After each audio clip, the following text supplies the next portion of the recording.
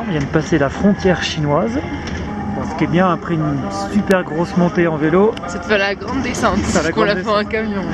On n'a pas le choix, les Chinois ne nous laissent pas faire la descente. Donc on est un petit peu dégoûté, on le savait nous avant. Donc on a chargé les vélos dans un camion. Et puis on est dans un autre camion, Kata Tadjik, qui nous descend. En camion. En camion. Pouette, pouette. Ah bah, attention, traversée d'Iac.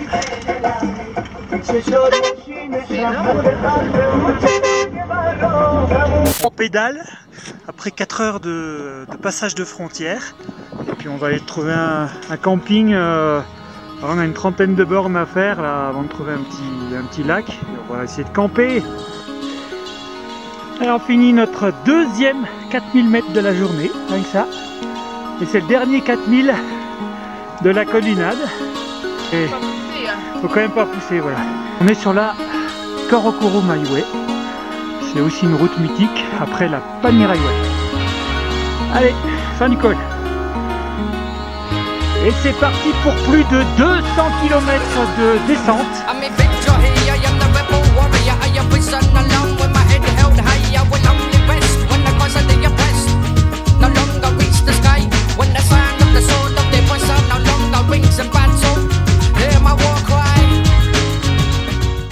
Quelles sont tes premières impressions sur cette première journée en Chine, Claire?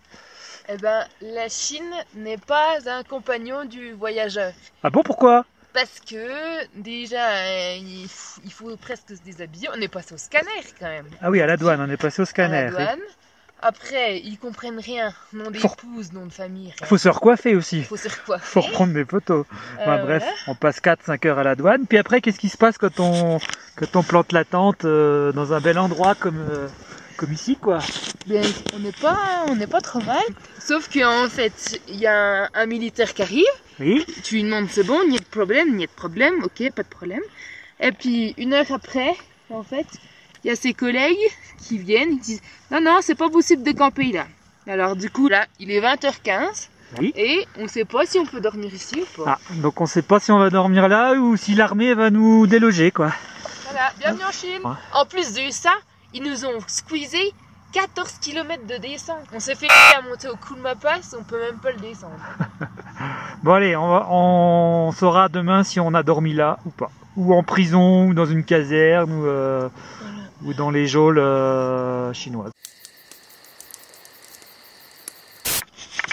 Bonjour. Bon, première nuit en Chine effectuée sous la tente. Bon, finalement, on est toujours au même endroit. Malgré tout, on a pu quand même camper. Oui, voilà. Voilà, donc on peut camper en Chine. C'est pas forcément simple, mais c'est possible.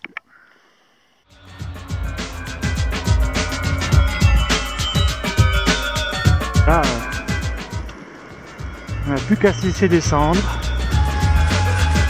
C'est le bonheur.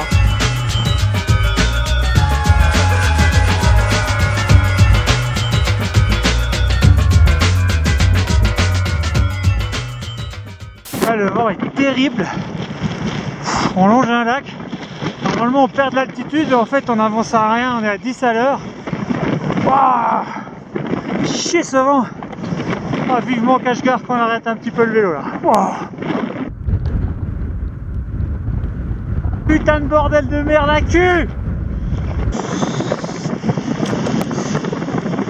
Bon sinon c'est beau, hein, mais on n'a pas trop le temps d'apprécier.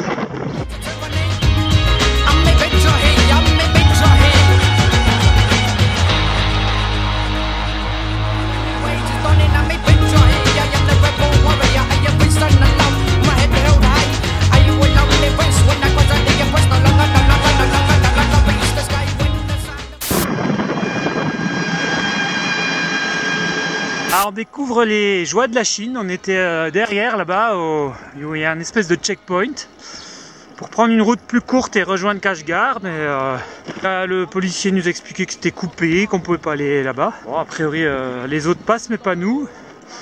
On découvre que voilà, tout le monde ne circule pas comme il veut en Chine. Chaque fois qu'on rentre dans un village, on tombe sur ce genre de bâtiment. Il y a une caserne, des barbelés, des bidasses un petit peu partout. Enfin, voilà, ça est... pour l'instant c'est vachement rigolo hein, ce pays. Allez, on va essayer de rejoindre Kashgar quand même aujourd'hui.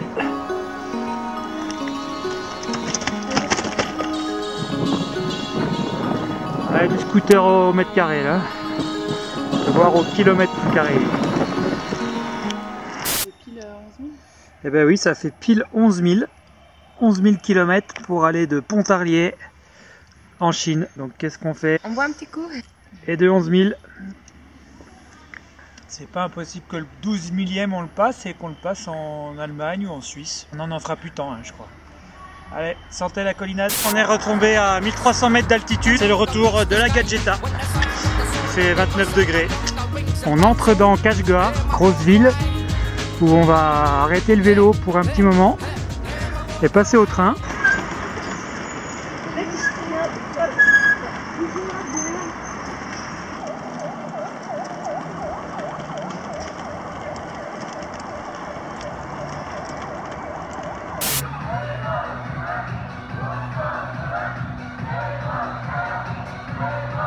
On va tester la Pigeot des Grillés, c'est-à-dire de la bière d'abeille.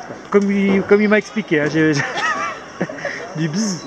Ça mousse comme de la bière.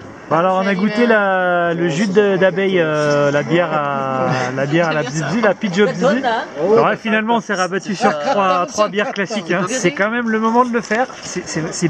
On peut pas faire plus beauf comme blague, mais allez, chin chin.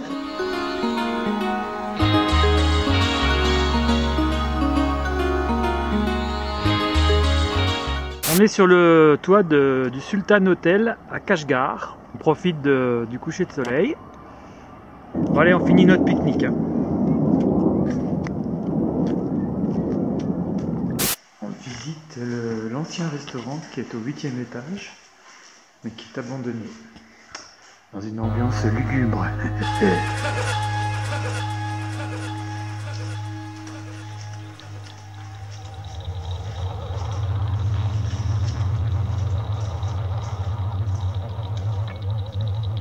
Et voilà l'ancienne verrière.